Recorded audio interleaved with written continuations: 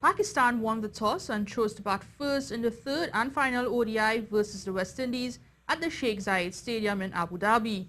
It proved to be a good decision again as the West Indies bowlers had the most difficult time breaking the Pakistani batting. With 85 runs on the board, they finally had a breakthrough when Sulaiman Ben had Sharjeel Khan caught for 38. Then it was all one-way traffic until the 38th over. By this time, Azhar Ali had reached 101 before Jason Holder bowled him. The score was now 232. Shoaib Malik had another bad day with the bat as he could only muster 5 runs before Sunil Narine accounted for his wicket. And it was once again the Babar Azam show as he recorded a historical third consecutive century in as many matches in a single ODI series.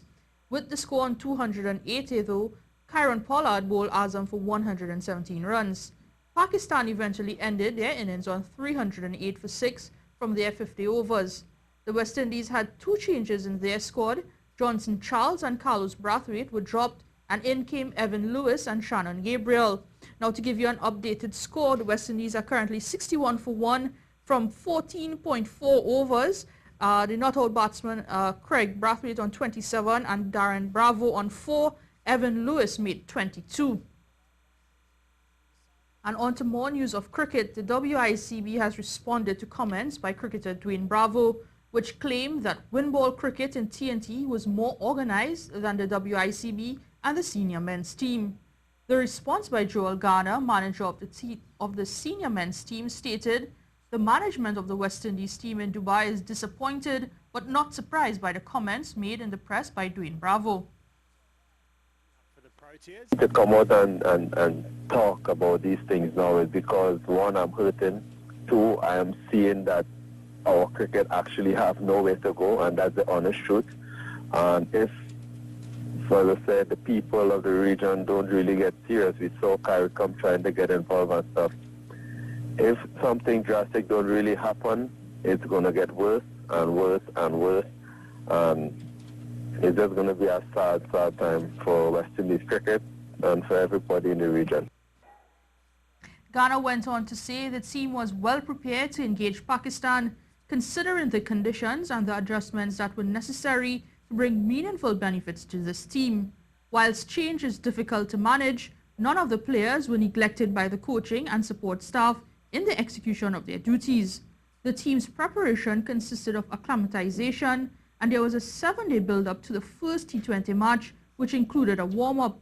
Mr. Bravo, with prior permission by the former head coach, turned up on the day before the first T20 match. His suggestion of disorganization in the team's plans and preparation is therefore false and misleading. End quote. And on to news of football now. There were similar sentiments expressed by midfielders Cordell Cato and Kaleem Highland.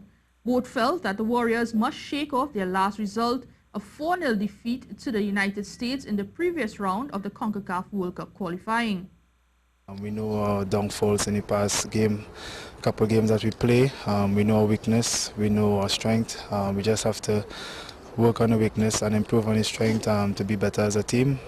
This game, we will take in these games very, very, very serious because it's a building process, and also for us to get things right for the Hex. In terms of the game, you just have to get back to what we've been doing, and that is being very compact and working hard for each other. That's been the success over the past couple of years, and it will continue to carry us forward. Meanwhile, turmoil in nearby Guyana, where its football team is lacking in match practice ahead of their Caribbean Cup preparations. The head of the Guyana Football Federation, Wayne Ford, says the major issue is the prohibitive cost of air travel in the region. Wayne Ford said the Federation is working effectively with the limited resources at hand to get the national team ready for the CFU qualifiers next month. Best that we can do under the circumstances, my friend. The team has been training for the past 2 weeks. They're going to be intensifying that training over the next couple of days. They're going to be moving around. We're going to be doing a lot of practice games within Guyana, putting together some teams to give them the playing time that we're far behind now but still needs. The difficulty is unique to CFU. Everyone within the CFU family that continues to be in the CFU tournament is seeking practice games The challenge for most of us is that we can't afford to fly. The cost of flying within the CFU family is exorbitant.